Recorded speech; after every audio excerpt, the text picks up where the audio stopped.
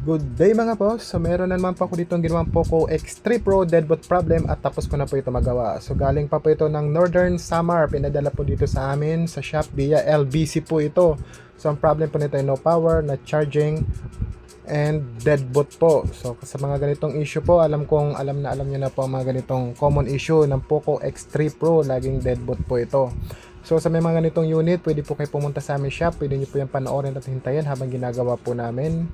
At pwede nyo rin po sa amin ipadala via LBC kung kayo po ay malalayo. Kagaya nito, galing pa po ng Samar. PM lang po kayo sa aming Facebook page at magbibigay kami ng exact details kung saan nyo po ipapadala yung unit. At meron po kami mga full tutorial sa pagre-repair nito at naka-upload po sa aming YouTube channel na Gadget Site. So thank you mga boss. Thank you rin sir. Okay na po ang inyong Poco X3 Pro na deadboot problem. So yun lang po mga ma'am. Ingatan nyo po mga cellphone nyo. Thank you and good day.